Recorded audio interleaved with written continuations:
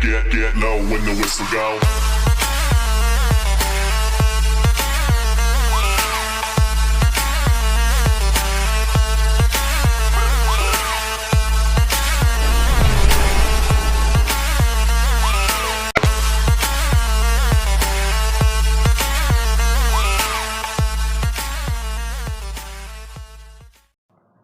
Hello what's up guys, this is gunslinger Ravi. आज जैसे ही हमने यहाँ पे कोचिंग में लैंड करा है, हमने देखा यहाँ पे 5 से 6 स्क्वाड्स थी, तो हमने ये वाला कंपाउंड पकड़ना ठीक समझा। और ये देखो, जैसे ही हमने यहाँ पे लैंड करा है भाई, ये ग्लिचेस मोस्टली लोगों के साथ होता होगा कि हमारी हाफ या 75, ये कभी कभी तो 75% भी हमारी हेल्थ पूरी चली जाती है, कभी 25%। तो भाई मेरे साथ आज कुछ ऐसी हुआ, 25% हेल्थ मेरी यहीं से चली गई। अब यहाँ पर मैंने सबसे पहले अपने ये रेजोल्यूशन ठीक किया, ख़राब हो रहे थे। यहाँ पर उसी जैसी मेरे को मिली ना, तो मैंने स्टार्ट करना मतलब फाइंड करना शुरू किया कि कहाँ पर एनिमीज़ है। यहाँ पर पहले जब कोई नहीं मिला तो मैं सोचा थोड़ी सी लूट ही कर लेता हूँ। लूट करते करते देखता हूँ कहाँ है। ये हमारे टीममेट्स इधर उधर भाग रहे थे। इनको यहाँ पर हमारे कंपाउंड में कोई भी गन नहीं मिल रही थी, सिर्फ एक मुझे उजी मिली और दूसरी है मुझे शॉर्ट गन मिली। अब मैं इधर आया तो यहाँ पर मुझे फुटप्रिंट आए, सॉरी फुटस्टेप्स आए। अब मैंने इधर आकर देखा तो यहाँ पर एक बॉट था, मैंने उसको शॉर्ट गन से फिनिश कर दिया। और यहाँ पर लूटने में बिल्कुल नहीं जा सकता था क्योंकि 5 या 6 स्क्वाड्स थी यहाँ पर, तो क्या पता कहाँ से कोई मुझे नॉक कर दे। ये देखो हमारा टीममेट भी कोई नहीं जा रहा है वहाँ पर। अब हमने देखा इधर से हमें गन मार्क आ रहे हैं, तो भाई मैंने इधर जाने ठीक समझा। अब इतने में जैसे मैंने जंप किया, वहाँ पर मुझे एक एनिमी भागते हुए दिखा ओपन में। तो भाई हमने सोचा पहले इसको पकड़ लेते हैं, शायद सिंगल हो।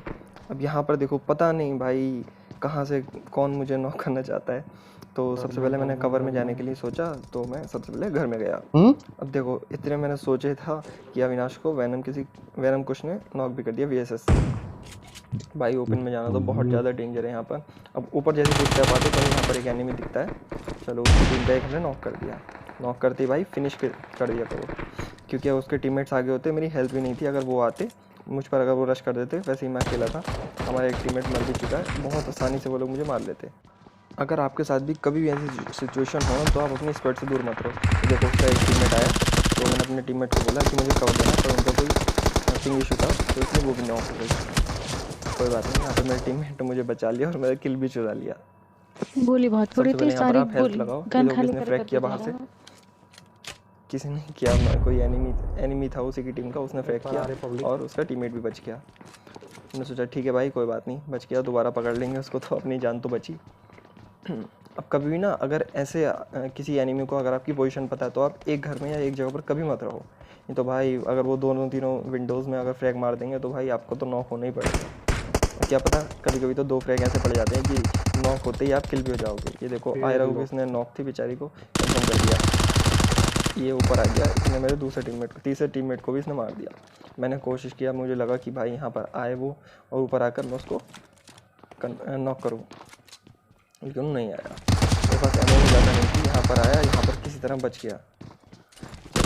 थी मेरे पास, लेकिन यहाँ से मैंने उसको नहीं छोड़ा, यहाँ पे नॉक कर ही दिया। वैनम देव, ये उसका दूसरा एनिमी भी गया। अब बचे सिर्फ 2। अब यहाँ पे मैं थोड़ा सा एक रैंडम हिट करता हूँ, क्योंकि मुझे लग रहा था कि यहाँ से कोई ऊपर आएगा, और एक नहीं एक्चुअली 2 कर देता हूँ। ये देखो एक से नॉक हुआ और दूसरे से कंफर्म भी हो जाएगा यहाँ पर ये देखो। तो भाई अगर कोई एनिमी अगर किसी घर में ऐसे बैठा है और अगर फ्रैग कर रहा है, आपको फ्रैग की आवाज़ आती है, तुरंत आप वहाँ से अपनी लोकेशन चेंज कर दो, आप बाहर आ जाओ घर से। नहीं तो भाई ऐसे ही अगर उसने 2 फ्रैग कर दिए तो आप भी नहीं बच पाओगे।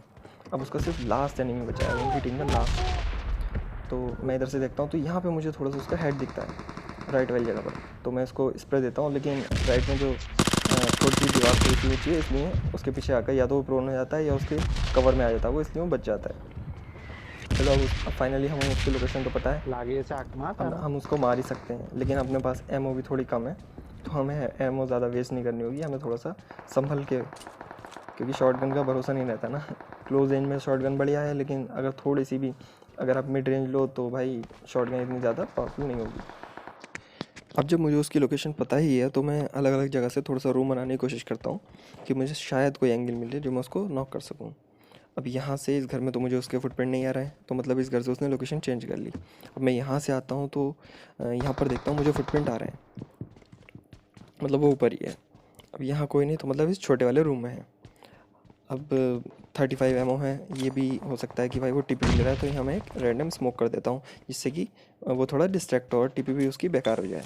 अब देखते हैं क्या करना है। यहाँ पे मुझे एमओ भी नहीं मिली, तो मैं इधर से आके बहुत आसानी से उसको मार देता हूँ। ये सिर्फ मैं कर पाया क्योंकि मेरे पास स्मोक था, अगर नहीं होता तो शायद वो टीपी भी लेते लेते मुझे मार देता। Thanks for watching guys.